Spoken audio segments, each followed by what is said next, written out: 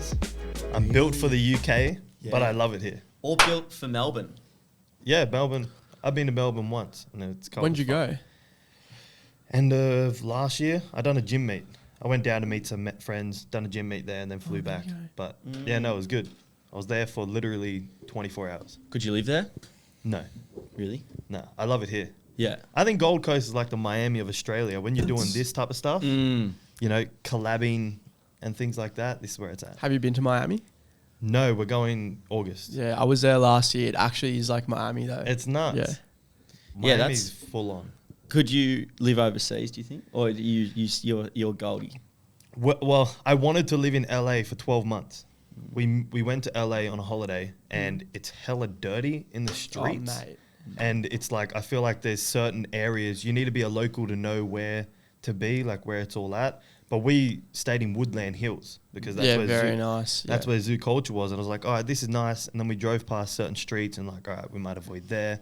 So it's just the scary of not knowing. But I guess that was the same as moving here. Yeah. I didn't know where it was good or bad. We want to do a stint overseas, I reckon. Yeah. I just reckon it'll like just spark our creative side more and more. Yeah, change your perspective. That's even going to this trip. I feel like it's perspective. You know? 100%. We were thinking like Dubai or something different. Brielle wants to go there. The only thing is they have so many rules. I don't know. Yeah. You can't do certain things, and I don't want to go over there and just do something wrong and be like, oh shit. In the slammer. Yeah. Spend your time in Dubai. Wasted. Jail. Wasted. I don't want to get in trouble. Yeah, no, that's fair enough. Well, we should probably get into the episode. Yeah, we should. Ladies and gentlemen, welcome back to another fantastic episode. We have a huge one today, one of the great men on our podcast. But first, I want to know about Gab. Gab, how are you? How'd you sleep? Mate, I am very well, absolutely ecstatic, hopefully energized. I slept very well. Mate, how are you and how'd you sleep? I'm fantastic, and I'm even better now that we have Trey in the studio. Thank Mate, you. how are you? How did you sleep? I'm doing good. I sleep good. 6 hours. That's all you Really? need. Yeah, bro. Someone commented on one of my things like, how does Trey live off no sleep? Is that something you're known for, having no sleep, or? No, it's more like when I feel creative, I do something creative. And that could be at 11 p.m. I'll go to the gym, I'll shoot content because I feel like it. It could be at 6 a.m., it could be whenever. So like at all hours of the night, I could go to the gym, take some pre-workout. It's more like I get 6 hours sleep every night, sometimes 8. But it's just my schedule's so over the top that people are like, does this guy ever fucking sleep? Yeah. What, can I swear? Yeah, go, mate. Fucking oath, mate. All Go your Cut hardest. loose, yeah. Stand back. That sleep thing's interesting. I always thought, I was like, every night I get 8 hours. We have these things called whoops, and it like tells you all these sleep metrics. Yeah. Mate, I'd be lucky to get over 7 every night, but normally 6.5 every night for me. I feel like that's sweet. Yeah, apparently it's not, according to Mike. According to Michael Walker or whatever his name is. You always call him Michael Walker. It's Matthew Walker. Yeah, fucking the sleep bloke. Doesn't Arnold say like sleep 6 hours? Yeah, but that was in the 80s. Yeah, I guess. Yeah, and he was probably pushing a fair bit of stuff. Exactly. He Mitigate the sleep issue, but didn't really matter. I just feel I don't have enough time in a day to get things done. Yeah. Like I have to wake up early, go to bed late, just to fit it in. This is an interesting. Do you ever feel like you're not doing enough? All the time. Bro, I feel like I'm doing nothing. I'm doing like 80-hour weeks, and I'm like, I'm still reaching out. Hey, like, can I do this? Can I do that? And Brielle was like, because she lives with me, and I'm a stress head. I'm like, I got to get everything done, but I'm not doing enough. Yeah, I don't know. You know you're doing everything, but you also feel like you're doing nothing. Does Brielle like tell you to just chill out? Right? No. She's like, just go She for it. used Feeds to. it. Yeah. She used to say, let's watch a movie. But then like I was so consistent of no. Like I got to get shit done that she doesn't even ask now. that's good that she understands. That's pretty awesome. rare. Like normally you see like when I see a person who's in a relationship, they're just completely whipped by it and lose all drive and they're waking up late and getting absolutely nothing done. Productivity is dropped by 80%, but that's so good if you've worked it out like that. It's more so when we first got together, I had no money, no muscle, no social media. So that 12 months honeymoon phase, we were having sex every night, watching movies, doing all these things that you whipped. And then I started doing this and I'm like, all right, honeymoon over, pause, content. Yeah. Blew up over 3 years and I said, give me 2 more years, I'll be rich. Yeah. Go back in honeymoon, we'll travel the world. But you got to set like your goals and let them understand what you're trying to get out of it as well. Yeah. But if they don't understand, like, yeah, it ain't gonna work. I saw something like a TikTok or something today, and it was about like finding ideally finding a girl who like really complements your lifestyle. Like you don't need to go out and save someone, like with all this emotional damage and stuff. Like find someone who actually complements. Sounds like your girlfriend does exactly that. Facts, bro. The way I see it is like a freight train to the top. You either jump on my path or stay the fuck off. Yeah. And she kind of like knows where I'm going, and she wants to get there as well. So she's all aboard. Yeah, you complement each other as well. Exactly, man. It's so important. I love that mindset. Yeah, exactly. We want to learn about you, mate. Yes. What's the Trey story? I suppose. Like, I mean, give us a brief synopsis of like who you are, kind of where you were before social media and where you are now. Well, I guess before I was a person that I didn't like, so I've made myself into somebody that I love. When I was 10 years old, my dad died 5 days for my 11th birthday. That was pretty messed up. Not the best birthday present. And then, I don't know, I always say it was like a downward spiral, but how do you downward spiral at 10 years old? So it was more like it just escalated over time, and then it became to a point through school, depression, all that typical stuff. Came to a point when I was 17 and I was like ready to end it all. I drive fast. I almost went a little bit too fast, and I was like, yo, if I hit that tree, problems are over. Like no stress, no sadness, anything like that. And then my little sister, my little brother, everything ran through my head, and I was like, I gotta do something here. So I hit the gym. I found Bradley Martin, and he went through the same thing. His dad killed himself, and it's heavy stuff, and it weighs on you, even me today. And I was like, I can either take the easy way out, because that is quitting, which I never fucking do, or use it as fuel to be the man I want to be.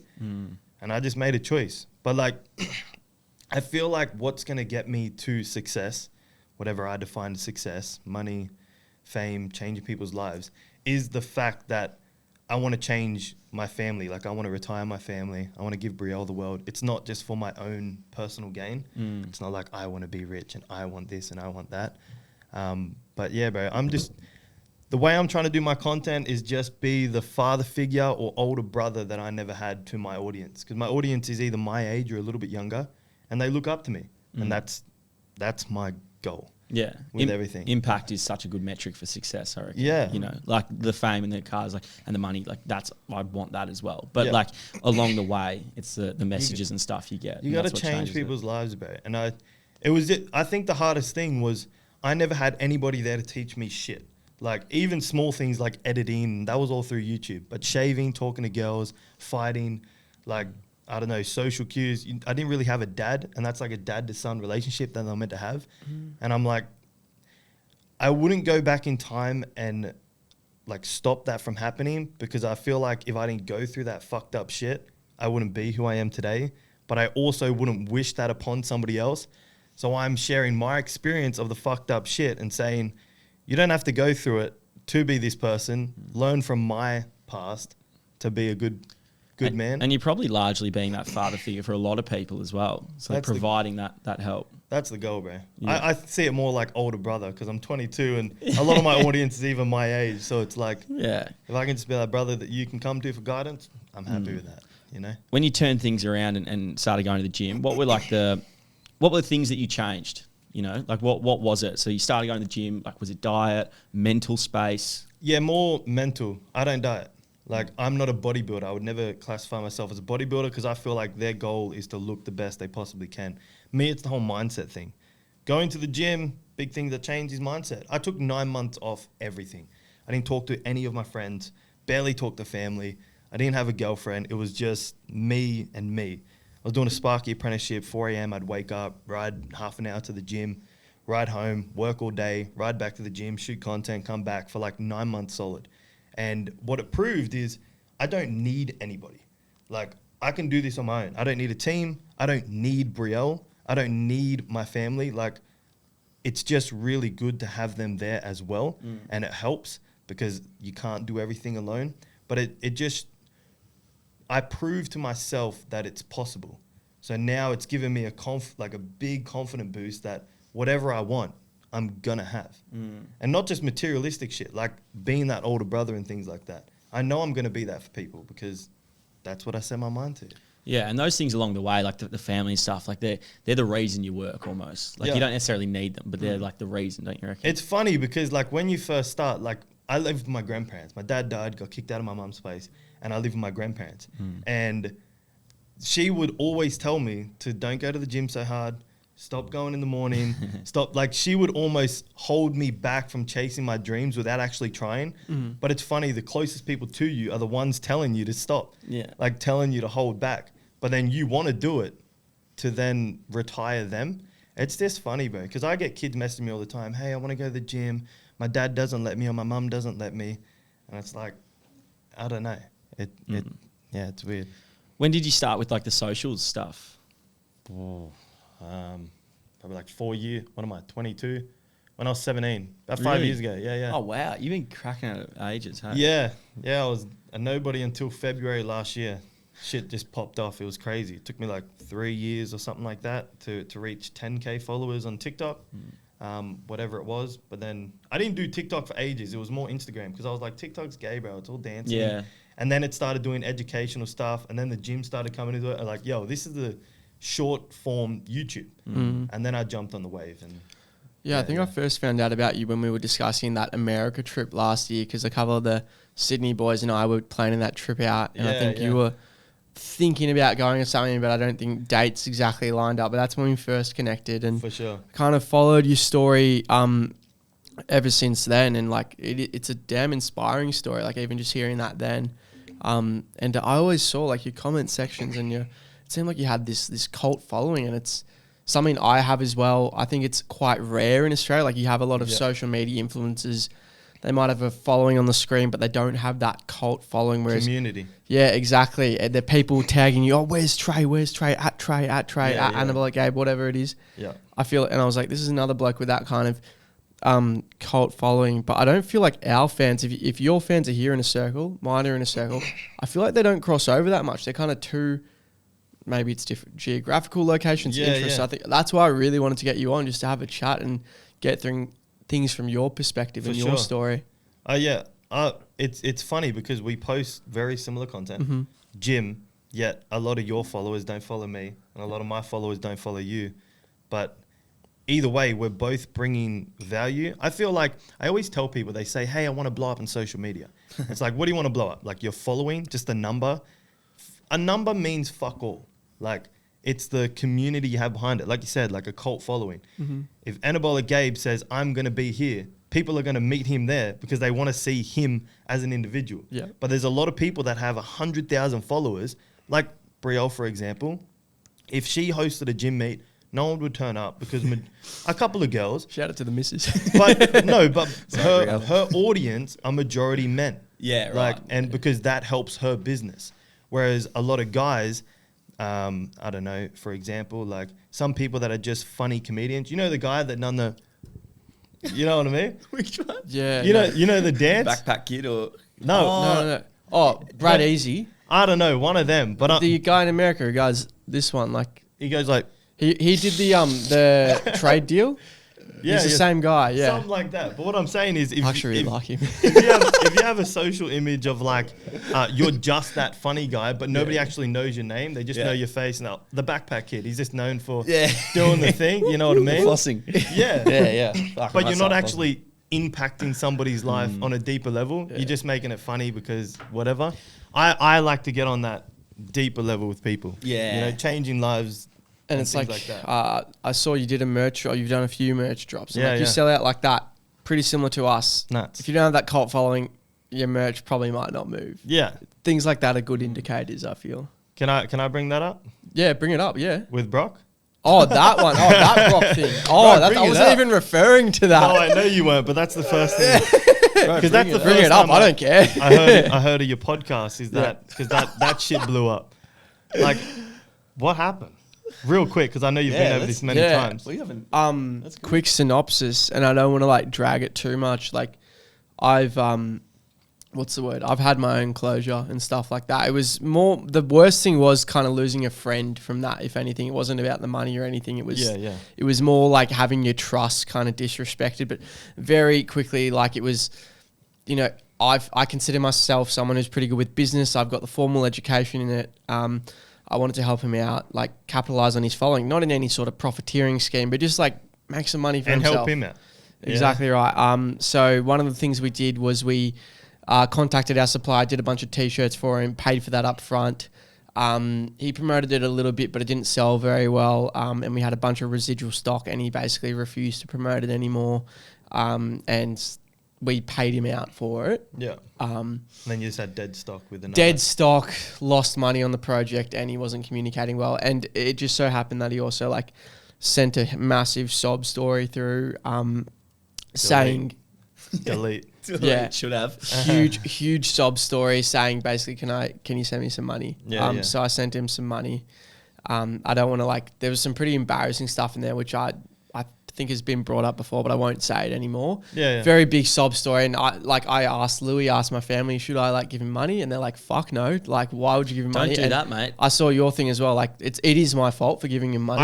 I think he's in the wrong for asking for money. You're not in the wrong, but I see your wrongdoing because you just let your heart get too big of your head. Yeah, because so business is head. It's not heart. Yeah. I went into Filthy Pump with one of my friends, Yeah. and we'll actually 50-40, but not sign contract. We said we'll sign contract. 60-40? 50-40. No, Oh, what? 60-40. Yeah, 60-40.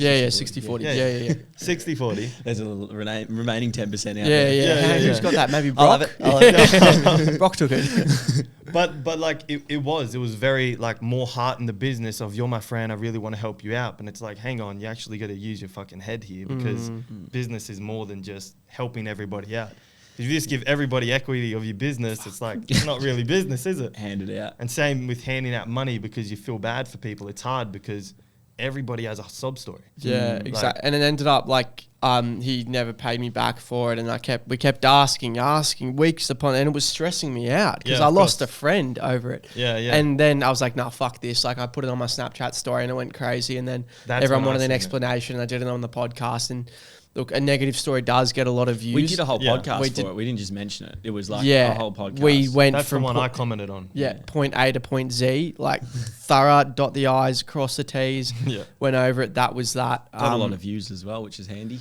Got a lot of views. On the way through. And he ended up paying me back over that media release, let's say. Oh, that's good. So I got my money back, and I think with that, we also got heaps of messages saying, oh shit, the same thing happened to me. He scammed me. that's the so one. I was oh, hang on. Yeah, that's crazy. This is a consistent thing. I didn't bring this up to rip on you, Brock, if you're watching this. I was I only seen half the story, and I was I wonder what happened. Yeah, I got no hard feelings towards him. It just sucked that I lost a friend, essentially. So We make good jokes out of it now as well. yeah, it's funny jokes. Pretty fucking hilarious. Yeah. That's everything. You got it. Yeah. So what about training for you? What do you you're more into the mindset thing, yeah? Yeah. And so I fucking love training. Yeah, I train like a beast. Do you have goals in terms of your training, or are you training for feel? I feel like there was a point where I just wanted to get fucking massive. I just wanted to get jacked, blah, blah, blah. And then that's when I did start steroids. Yeah. I jumped on test because that was my goal. I just want to be fucking huge. I did want to compete. And then as I started getting into the business mindset of things, and when I started doing my motivational stuff and started changing people's life in that way, I was like, that is a healthier option. And now I kind of train, obviously to get bigger, but more to stay functional, fit. I don't want to be 30 and blown out and look like shit. I want to be fit, healthy. I get since I work so much, I got to stay healthy. You know what I mean? But I don't classify myself as a bodybuilder. Yeah. At all. That's not the goal. I think it's a sensitive topic as well with some people. It's if you can't say you're a bodybuilder unless you're training. Yeah. Unless you're trying to compete. Yeah. On my YouTube videos, I just say bodybuilder tries athletics or something. And I'm not a bodybuilder. It's just like a catchphrase. You do look like a bodybuilder. Yeah. Yeah, he looks pretty good. I feel like if I say gym bro in the title, it doesn't go as well, so whatever. Yeah. No one's going to watch. And I get a few comments going, you called that a bodybuilder? It's body dysmorphia. Here we go. Yeah, what about with that gaining size thing? Have you ever found that to be an issue in terms of that big anorexia kind of thing? It's never enough. I feel like from my perspective, I only just came out of the thing of trying to always put on size, clearly not very successfully, but had a good fucking crack at it. And then once I got through that, I was like, oh, it's all right. But did you find that? I did until recently. Until I started hanging out with Adam, I was always wanting to get bigger. Because you feel like a piece of shit when you're at home. You look in the mirror and you're like, there's no pump, I feel skinny. You go to the gym, you're jacked, and you're like, wait, I actually am huge. You go home, repeat the cycle. Yes. It's every day. Everyone goes through it. But then when I was training with Adam, And then I went back and we shot some content and stuff. He's like, you look the same now. Like you look very similar. Obviously you look more veiny and you're on a pump, but you don't look like a piece of shit right now. Yeah. And it's just, I never really got told that except from Brielle, but I don't take her word because she just sees me perfect all the time because she's my girlfriend. Or my grandma, she's like, oh, you look so good. Yeah. I don't take your word for it. But Adam, he's very straight up. Like he'll tell you if you're a piece of shit. And for him to say that, I'm like, oh, I mustn't look ridiculously bad when I'm off. So now it's more maintaining how I am for the next 12 months, focus on a few business things that I have going on, which I'm very excited for.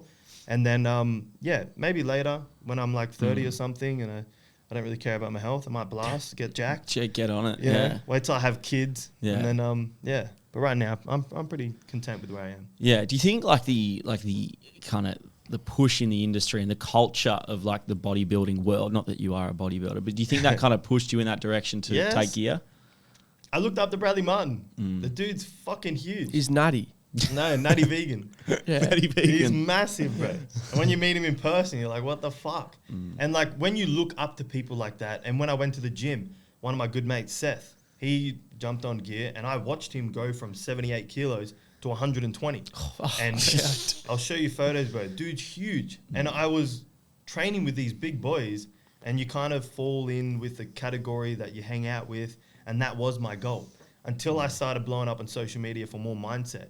And then I started watching David Goggins and I'm like, he's not a massive bloke, but he's fit. He looks good. You can tell he trains and he has a good mindset. And I'm looking more towards athletic rather than big Ronnie Coleman. Plus, I feel like you got to be a hyper responder, genetics, dedicated to even look that fucking good. Yeah, absolutely. And run a shit ton and see what happens. Yeah. Yeah. So you're going to start running soon? Is that a thing or do you run now? As in run, like physically running one foot in front of the other? Athletic. I do it at night times to fill a gap in my schedule. Like if one night I don't have something on, probably like 2-3 times a week I run. But it's not like religious. I must run cardio. I want to get shredded. I couldn't give a fuck about abs. Like I like running. I listen to podcasts, Machiavelli Motivation, Ben Lionel Scott. You're running and David Goggins is in your ear saying, don't be a bitch, one more mile. And it just helps you to push yourself that little bit further that you wouldn't actually do. I find running the absolute best for like my mental. Just Facts. like there's nothing better. I couldn't find any other way. Even like what I'm really addicted to is that vulnerability feeling when you're really pushing yourself. I almost feel emotional in it. So I love that vulnerability feeling. And I think it's a positive addiction if you're addicted to running. Have you ever ran listening to like somebody talking to you, like a podcast? I've never done a podcast. Yeah. Not a podcast because it's very, not boring, but it's very chill. But you listen to like Machiavelli Motivation with upbeat music and they're like screaming at you. Really? When I train, I listen to Machiavelli and there's Tom Platz on leg day, bro. Like you're literally at the end of your set and he's like 5 more and you're like, fuck. I've seen those videos. They're pretty, especially when you have the visual. I've watched like the YouTube videos of it. They're pretty cool. That's what they are, bro. They're off its head. They're Yeah. They're pretty crazy. What was meeting Bradley Martin like? Right. I'm pretty confident when I talk to people. I'm not usually shy, but I froze up, bro. I was like, hey, and it was just, I don't know, it was so bad. Because like I don't look up to many people, but he was the one that I do. Like the one person in the entire world that I want to meet, I did, and I was like, fuck, like you're real. Yeah. I think that was the thing. You watch someone online for so much, and I see kids that happen to me, and I'm sure you would experience it at your gym meet. They're like, you're actually a person. And it was weird because the roles have switched. Literally. People usually do it to me, and I was like, what the fuck? And it's a good lesson as well because you realise how much you actually need to settle someone who's nervous. Yeah. Like we had a meet and greet the other day. I did see that. And it was just like kids come up to you and they're so nervous. You just got to like relax. Like, what's your name? What do you do with yourself? How you doing? Yeah, how you doing? It's all good. Yeah. Like things are going to be okay. I feel like that was me when I met Lex. Yeah. Because again, I feel like I'm like you don't just idolize everyone and anyone, and it's weird because Lex is younger than me, but for some reason I looked up to him, and when he walked in, I was like, oh, "Fuck." Yeah, you just freeze, man. Yeah, literally. It's like you're real. Yeah. It's so different to comment on someone's thing and then talk to them in person. It's just a whole different ballpark. But, yeah. With your content, I feel like you've done a really great job of firstly like adding value, which we absolutely love around here. But secondly, like that vulnerability aspect. Yeah. Did you find that's what really took off for you, or were you always like that from the start? For me, I don't really know. Like when you say find what's taken off with me, I never really found something and then kind of ran with it. Yeah. It was more, I post whatever the fuck I want to post. And like, you know, those vulnerability things, it's just, I need somebody to talk to. I don't have friends. Like, I have Brielle and I talk to her about all my problems, but I'm like, I'm going through this shit. People see me online as this character. Oh, it's Trey. But I go through real problems as well. I get sad. I get tired. I feel like giving up. I can't be fucked. Like, I have a sad story too, bro. Like, you're bitching about it. I'm using it as fuel. So me opening up and talking about those things, people are like, oh, fuck. I went through that as well. But he's here and I'm here. Maybe I can be there. Yeah. And it inspires them. And like, I'm not one to pick up my phone and go, oh, I'm having a bad day. And actually like cry on camera. But when you talk about real shit, like my dad dying, like, and things that actually touch you, if I cry on camera, I don't feel less of a man for doing it. But I also say, like, if you need to cry, bro, give yourself half an hour. So true. Cry, back on game. Like, don't just waste the whole day. Like, oh, my life's hard. Like, yeah, it's hard. Everyone's life is hard. Cry about it. Take your time. Come back. Go twice as hard. Yeah. And I feel like me opening up like that allows them to be like, all right, I'm going to cry, back on game, bang. You know what I mean? It's almost like that calculated vulnerability, which I think is a great thing. It's like you're really using it to help others and aid the fans. I think that's not like, it's like hearing about your story, it's like awful. It's very sad. Never wish that upon anyone. And we're lucky enough to have never gone through that. But like, even for us, some of our best performing episodes and like episodes that people get the most out of, and we'll always bring up in person, you know, like our breakup episodes, we're just like, we're talking about really raw stuff, like we're emotional ourselves, and people find that relatability, and it's human. I'm not the only one going through it, and they I don't know, find comfort in hearing that you're going through similar things. I feel like it just makes you a human.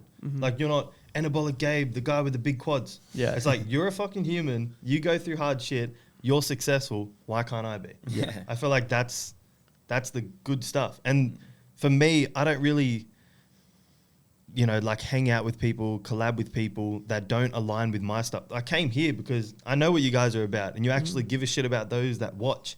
And that's what I'm about. But I only surround myself with people like this as well. Pretty easy to pick people who are like doing, like just trying to rinse people for coin. And like, it's just, you know, making content. It's hard when you, like, they play a character online.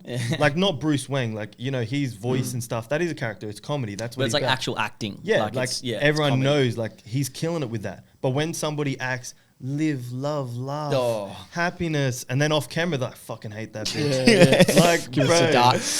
Yeah, exactly. Or if like I'm sitting here, you boys are smiling and shit, I walk out, fuck that guy. Fuck that guy. Like, sucks. Oh, fuck, the cameras are on. Yeah. like characters online, bro. It's, you know, I understand when camera comes on, you got to, you know, play it up a little bit and be energetic and stuff, but you got to be the same person off camera as you are on. I feel like in the industry that we're in, or what we're doing, you know, social media influencing fitness, you have to have, you know, the individual, and then you have to have the car. Am I right? Oh, fuck yeah. Oh, mate, I love cars, and I love Trey's car. The VF Combi wagon. VF Combi. That was it originally V6 and you engine swapped it? Yeah. Bro, I copped so much hate for that. Did you? Why didn't you just buy an SS? Yeah. It's like, I didn't want it. I wanted my car. Yeah. I went and selected that car with my pop. He fell in love with it too, and I'm going to keep it. But it was a Storm SV6 VF wagon. It now has an L77, big fuck off cam, 1.78 headers, 3-inch catback, and a Varic system. Shit goes crazy. It's so... How long have you had that? I bought it like just before Brielle and I got together. It's probably almost 4 years ago off the lot. It was like 24K. And then I bought it when I was a Sparky because I'm like, yo, a boot. I liked wagons anyways, but I'm like, yo, a boot. I can throw tools, a little ladder, things like that. And then, falling in love with it, bro. Bro, it's so nice. I've tried to sell it. I put it up. Someone's like, I'll give you 24K for it, like 3 years after I bought it for the same price. Yeah, because they shut up. And I couldn't let it go. I was like, nah, I'm keeping it. So for a big dum-dum like me who only knows the model of my car and not actually what's in it, does that mean like when you say VFSS 614 dual cab, dual cab Caterpillars, does that mean it's good? Yeah. Depends who you ask. Yeah. Like your car, XR6 Turbo, a lot of people would choose your car over mine. but I choose mine over yours. Let's get a toxic preference. Ford v Holden. I was about to say like the conversation Ford going. v Holden. Like, fuck, I couldn't care less. But I suppose that stems from V8 supercars. Hey, like Yeah. that's where like the battle comes in. It's the real car heads. For me, like if I see a Ford go past and it sounds good, I'm like, fuck yeah. I'm the exact If same. I see a Holden goes past, sounds good, I'm Yeah. like, fuck yeah. Fuck yeah. I don't give a shit. Yeah. But it's the real car heads that know all the specs and shit. They're like, Ford's better. Yeah. Holden's better. They actually hate each other. They as do. well. It's they, like, crazy. lose sleep over it. Like one time I didn't have content to post, so I posted a photo of my car on TikTok and I said Holden's better than Ford. And they were in the comments like piranhas, bro. You just let him Oh, have it. nuts. That's God. What's been your favourite mod you've done to your car? Other than Obviously the other engine than swap. the engine But I swap. think the cam. Yeah. I almost didn't get the cam and then I had a little one in. And then to go bigger, they only put it in manuals, but I had to put a stall converter. So that was like an extra $2,000 or something. But if I didn't put it in when I was swapping the engine, it would have cost more later on. And I knew I was going to do it. So I was like, fuck it, just go all in. And you're sitting at the light and it's warm. Oh. What does the cam do? It does makes it sound like that. It's like, vroom. It wastes fuel. That's what it does. What's the Oh, does it? Is it? function of Yeah, it though? pretty- I don't know what the function is. It just It's like, sounds it's like a sounds rod good. rod that goes in the engine and it pretty much sits at the light and it revs it for you. It's Okay. like my dick's bigger than yours type thing. Yeah, It's yeah. just a sound. And yeah, it's just a sound thing. I mean, I'm sure there is a function. It does for increase power. Oh, there you go. But not like a supercharger. It's not off its head. Yeah. But it's They worth the sound. money. What's your dream car? Obviously, other than your current one. Yeah. What's well, the goal? My next, what I want to buy is that wagon, but the LSA, the GTS one. Mm. But if I had the money, either a SVJ Lamborghini Yep. or the R8. Oh, really? Audi yeah. R8. Nice. Yeah. I've But I got wanna half like- an R8, Yeah. What do you Goes- have? RS3. Oh, And they got the half, half the engine, Yeah. 5-cylinder. Yeah, I feel like has your car preferences changed as you've kind of like become more and more successful? I guess I feel like I have more confidence that I'm gonna get whatever I want now. But as a kid, like when they say, "What are your dream cars?" I have like 3 dream cars, and one's like what I can get now, what I can get in a couple years, same. and one when I'm a millionaire. You And know what I mean? one when you're a millionaire that you get the wife that you secretly drive. Yes, Not her. exactly. So what are you going to get your missus? Well, she wants the R8, Okay. so then I That's good. can get the LSA wagon. She can have the R8. I've been seeing, we're in the Gold Coast right now, I've been seeing a lot of Mercedes Maybach GLS 600s. So many, bro. So nice. You don't as well. see them in Melbourne at No. all, bro. Why? I don't know. They are so, I reckon that's what I It's want. G Like- wagons. Yeah, G-Wagons are nice. It's like what Trey said, like, oh yeah. yeah, just have to change the SD card. Oh. Sorry, boys, have to start the whole podcast again. We missed it. Fuck. Oh, was I meant to start? Just let me know when you want to start, boys. Oh, fuck. Imagine that. Oh, fuck. We'll do it next time we're up.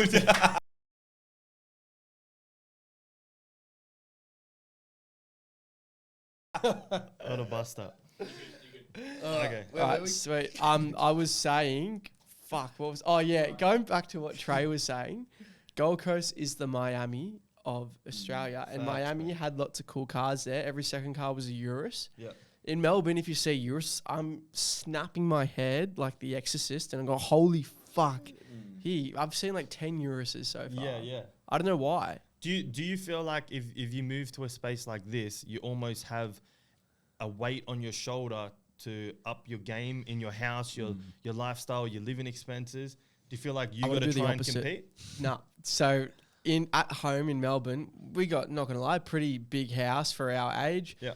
Pretty nice cars for our age. I move here and I see it. I'm like, nah, I want to get a Hyundai i30 with Apple CarPlay and live in a flat and keep my expenses this low Yeah. and just not be conspicuous at all. What about other people? Do you reckon people just go out and rent shit to try and keep up?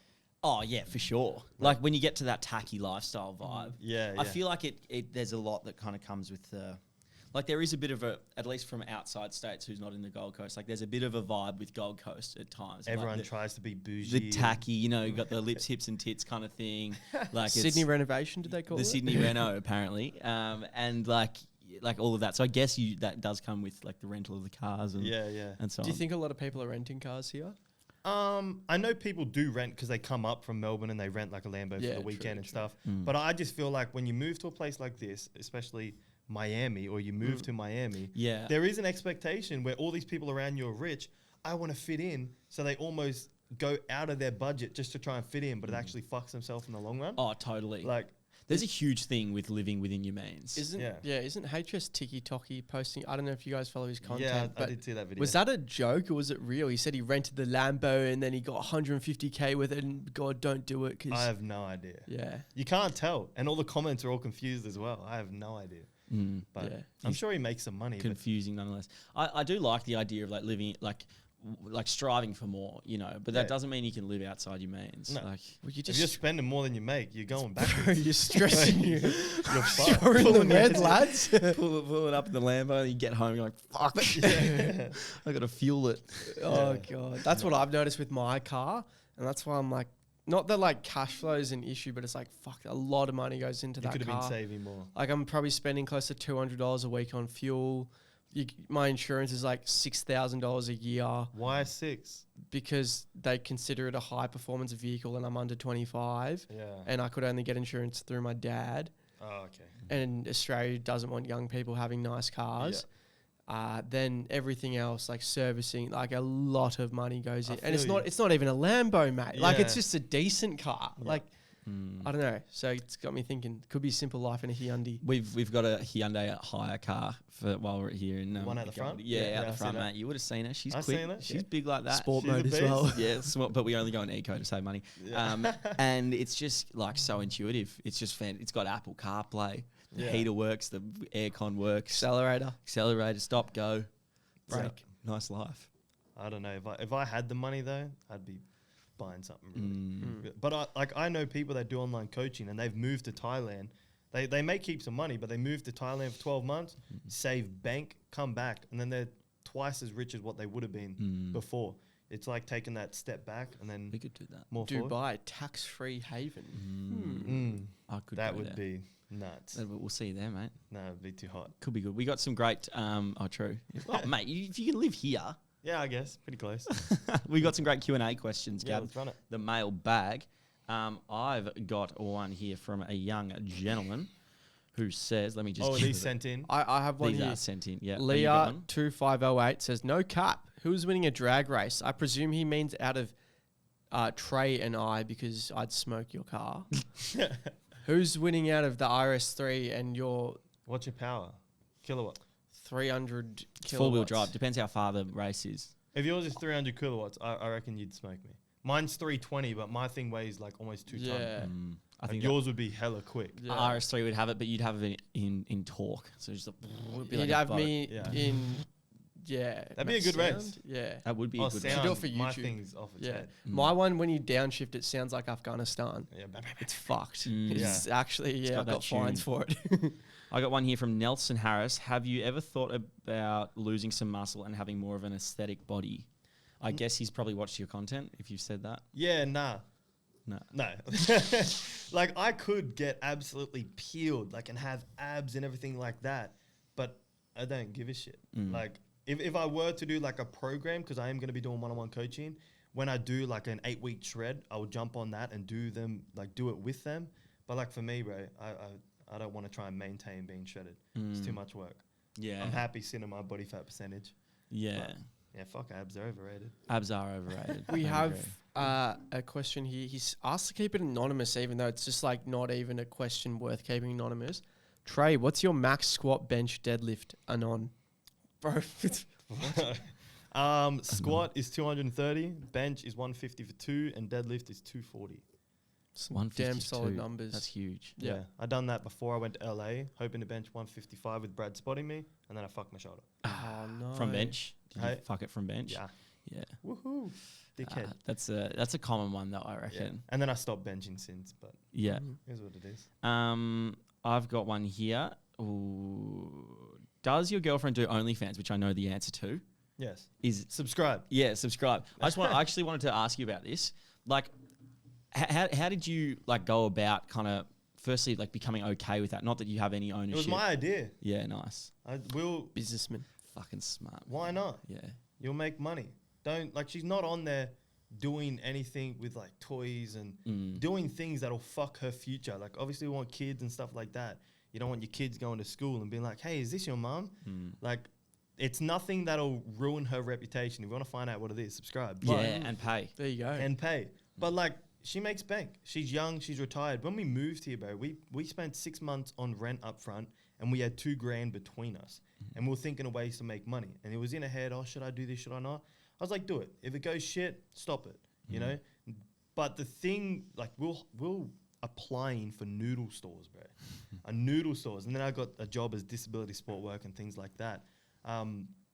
But yeah, no, I reckon it was the best decision for her. But the thing is, people start it and they're like, I'm only going to be doing bikini stuff. And then all right, I'm going to do lingerie. Oh, my subs are going down. I'm going to do topless. And they chase the money, bro. And that's the trap, like with a lot of girls. So I told Brielle what I set her limit is. I'm like, you go beyond that, fuck off. But if you stay below that, bro, kill it. It's really interesting. Yeah, Like, it's such an interesting topic. I love that. It's more the confidence, because obviously I get people in my comments saying, oh, your girlfriend's a slut, blah, blah, blah. I'm like, well, she's not. And it's just, I don't know, having a lot of confidence in yourself, because she gets a lot of a male attention. Yeah. But I'm like, I'm better than all of you.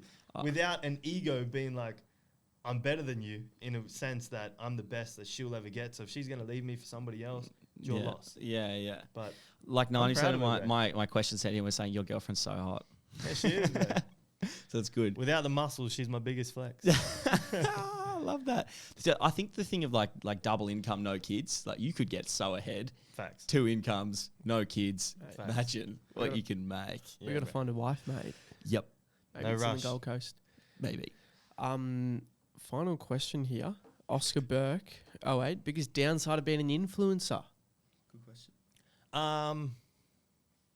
I was actually going to make a video on this the other day at TikTok, but then I'm like, am I coming off like a dick because I'm complaining about living everybody's dream life?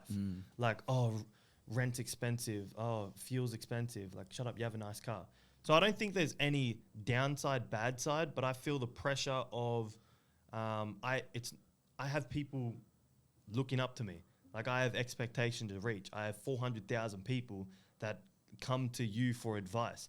So it's more the pressure of, I don't know, always being on top of your game 24/7. But there's no real downside. Yeah. What about you guys? What's your downside? Yeah, I suppose it's kind of similar. Like if I'm out in person, and before the social media stuff, I wasn't the most outgoing. I'm pretty introverted and I'm still pretty like awkward socially. But like if someone comes up in person and I'm feeling a bit off, I have to kind of perk up a little bit and give them a bit of energy. Otherwise they're going to say, oh, that Anabolic Gabe guy was a dick and gave me nothing. No, it's just because I'm a bit socially retarded, to be honest. Yeah. So I just need to make sure I'm on top of my game, even if I'm feeling shit and someone comes up. I agree with that. Yeah. Like before social media, like when I was younger, I was really angry. I was verbally angry. And like growing up, I've stopped that. But then like I'm in the middle of a road rage and I'm like, fuck you, blah, blah, blah. And Trey. a fan pulls up, hey, Trey. And I'm like, hey, bro. Yeah. You know, you got to like, I don't know. And it's not that like I'm fake and I have to be like, hey, bro. And then back to being a dick. But like I'm a human, bro. If I'm sad, I don't want to fucking talk to you. If I'm angry, you don't want to talk to me. Yeah. Like we go through things as well, but yeah, I like that. Definitely point. like the numbers thing for me, like the followers and the like engagement and all of that. And it's like trying to not chase that.